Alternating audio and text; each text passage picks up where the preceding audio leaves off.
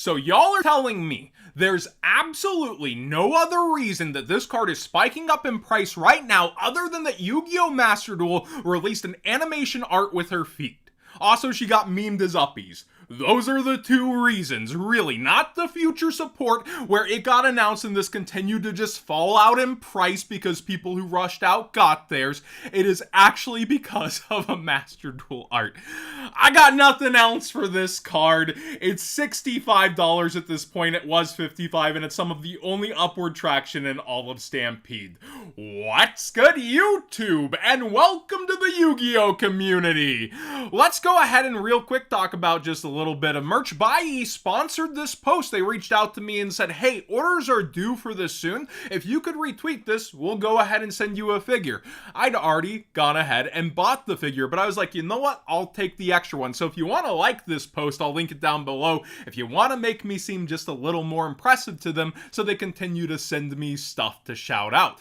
And I'll probably give the extra figure away at some point on Twitch since I've already ordered this one. That being said, pre-orders are due soon if you're interested in this very impressive figure at all, and you can check out the post if you'd like to go ahead. BUYOUT is a forwarding service. This part isn't sponsored on the video, the post on Twitter is, but it's a forwarding service that I use all the time, and the shipping charge will be charged separate later once it's in their warehouse, but they'll give you a bunch of options, typically depending on the size of what you got in.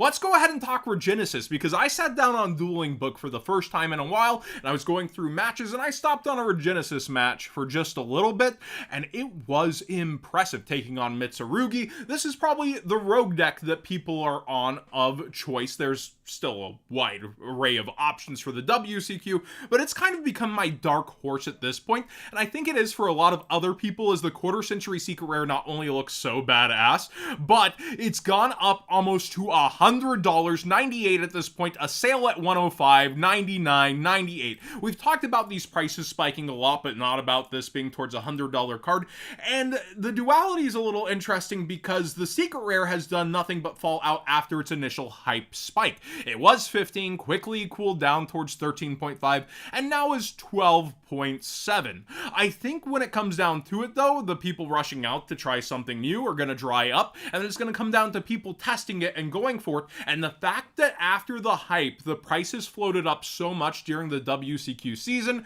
should mean this is something you want to be prepared to face at least once or twice, if not including in Top Cut. Will you actually be citing anything specific for this deck at locals or in other places? Let me know how you feel about it, or is it just one of those matchups, I gotta beat it with what I have, or I have things that side for one deck and then they also apply against this. Let me know how you're handling Regenesis, because it's become a lot more interesting of a deck to me. Cosmic Blazear Dragon came up in the comments section when we were talking about synchro stuff, so I went to check it out because they were like, these buyouts are ridiculous, you should be on Blazear, and Blazear's $1 common? I did not know that, and apparently that's a bit of a fall off, which I do remember the quarter century secret rare bringing down the Duelist Saga version, but the fact that this is still $1 common is pretty darn cool. And this has fallen way off for a unique rarity thanks to the QCR. It is now down towards $3 if you were looking to pick this one up, but the QCR is doing nothing but trending up. It's up like $2 since release, from $4 towards $6, so be aware this might be one you actually want to pick up now if you are considering synchro plays among all the buyouts that are happening, because Legendary Duelist Magical Hero won't repopulate the best even though the quantities are up now and the common's already expensive. The Duelist Saga version has been bought out several times before, and then the QCR is from 10s that have a pretty poor opening rate as is. Cyberdragon Infinity, its regular art has stayed around $10 for some time, to $12 actually, it would seem, so it's up just a hair. But the altar art is trending way up and starting to try to match pace with the other one. Now this has the ability to find its way back into current formats, of course, but also finds itself in past format plays that people are looking towards, like, what's the next thing we're gonna get into? Will there be a Pendulum Pass format? I doubt it, but they're all the way to redo at this point, meaning they're kind of approaching Pendulum's having gotten to the Xyz popularized past format. Still, this fits as an Xyz itself, right? But when it comes down to it, you can't talk about the old school sets of Bosch popularizing it and that kind of stuff without talking Pendulum. I think that Cyberdragon Infinity kind of stands on its own though, and it is surprising to me, even though it's so hard to get those alters, that the altar is doing almost as good as the OG art. So let me know if you feel like that's kind of forced, or if it's just people settling, because people are starting to even spend upwards towards $12 on the other version as well. I want to say, yeah, like 11 here, and then after tax, they're almost matching the sales on both versions. This was a total shocker. Red Eyes Darkness Metal Dragon, the Jump promo, is upwards of $60. I just didn't know that. And we have competition here from the Quarter Century Secret Rare. Check this out. It was actually spiking up towards a similar price and has chilled back down towards 40. This is more of a typical kind of graph for a Quarter Century Secret Rare that got that pressure and then people backed off. And we're actually going to see a few of those coming up.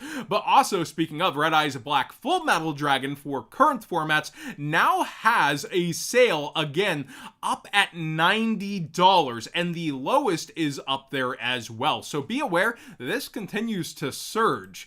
Reckless Greed did not get any nice reprints, and with that, people are now targeting the super rare, the only holographic version of this. I really thought there was a secret rare for some reason, but this super rare version is climbing really fast and is now towards $15, so be aware. And Copium, maybe a Starlight collection will have this one on the mind. Then there's Chaos Sorcerer that also missed, and the Ultra Rare is going crazy because of that, as it's one of the only Chaos cards. There it is at $300 lowest, and foreign copies selling pretty high, and it's sold out at $240 on the Unlim somewhat recently, as people are going, all right, I want to max out my past formats. Speaking of, an interesting one to me is the Battle City Finals Gravekeeper Spy, spiking up to $9 lowest. We talked about Descendant, but seeing Spy go as well is really interesting because it already has a regular secret rare out of Joey's World that isn't performing quite as well as a Quarter Century secret rare, and I did promise to talk about those graphs. Check it out. It goes up and it starts to level off and come back down, although it's still around $21 and starting to get a little more attention after that Speed Duel buyout. So a lot of different cards that have graphs like that are having other versions get a little bit of attention. Here's another one, Injection Fairy Lily, secret rare, going up out of Speed Duel as well. It's towards $2 from $1, 100% increase, you know, average day on the market. But Bonanza here spikes on up and comes back down and is available around 24 when the graph says 22. And then it goes towards 25. Let's check those actual sales because graphs can break. Yeah, 21 all the way through here. Maybe it's missing sales data on shipping or something, but yeah, I feel like when it comes down to these, it's going to be people who wanted it are going to rush at it, and then people who will settle kind of look around and go, you know what? I'd rather spend $2 on a shiny than 20, and it does the same thing, and it has nice OCG card stock, but I also copium on that Speed Duel stamp that not everyone will settle on, and a lot of people love that Quarter Century secret rare stamp, such as on here.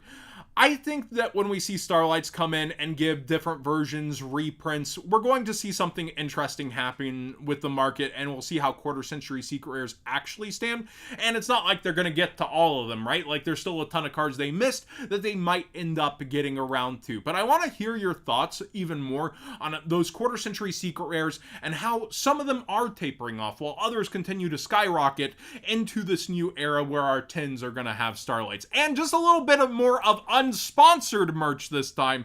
We have toolboxes for Kaiba Corp and 5Ds over on the Kaiba Corp store. I found this super interesting because it's like, yeah, you could do an oil change on your Blue Eyes Jet or your Dual Runner, but this is the kind of thing that just makes me smile seeing. It would be totally impractical to ship from Japan with the actual size of it. It'll like double it in price and you'll be spending, you know, $50+ on a toolbox. But I do just really get happy seeing that Yu-Gi-Oh's heading towards trying to be more of a lifestyle brand in certain areas, kind of like the Pokemon company, and it is a banger to absolutely see them do something like this, but this is the kind of stuff that I get a kick out of. Thanks for watching today's Market Watch. Please go like that post over on Twitter for me. It would make me big happy going into the weekend.